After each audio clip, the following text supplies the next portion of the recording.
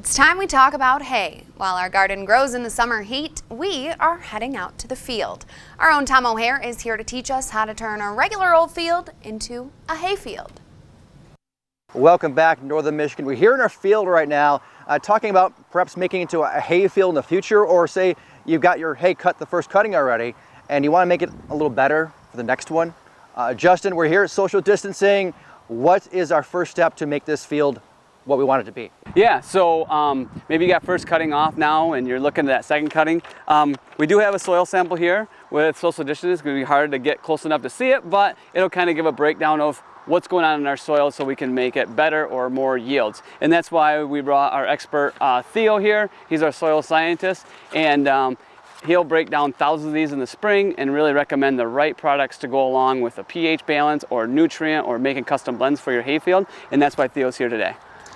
Yeah, so as you're pulling those cuttings off, it's nice to get enough to actually feed your cows for the whole year and not have to buy hay in. And we can help with that here at Morgan Composting. We get a lot of soil samples in, hundreds every year, and go through them. And once we have that soil sample, we can take a look at it, tell you exactly what your soil might need or what the best grass to grow might be for that hay field.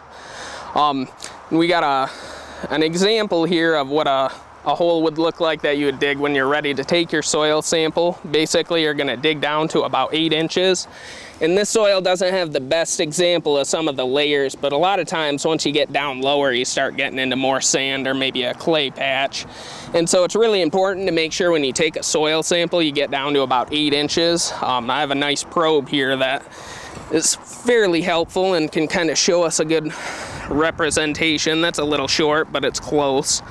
And so once you get that soil sample and send it in, we can tell you exactly what your soil might need, and that can save a fair bit of money. No matter what, it's going to need nutrients, but if some of those are already there, or it's really lacking 1 or 2, we can give you a couple different options that are really going to get you exactly what you need. So Theo, basically you're getting all these samples together, right? You mix them up, you get the sample results back, right? And then you make the adjustment to it. Yeah, yep, exactly. And it's really important, I should have mentioned, to dig a couple different holes throughout the field so you kind of get a comprehensive sample of the whole area. Sometimes you can get a lot of variation even in a small field. So if you can take a couple of those samples and mix them all up and send it in as a comprehensive sample.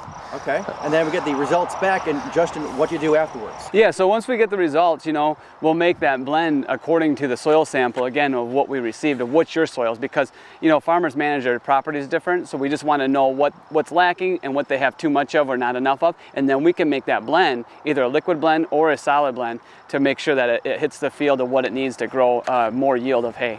Okay, and that's pretty easy to do, just get the sampling done, and once analyzed, you can make the adjustments and then move on forward. That's right. All right, and you know what? That's kind of what we do with the lawn too. We make some adjustments with that over the years, samples, make it work, and of course, that's what we're talking about next week, how to make that lawn so much better.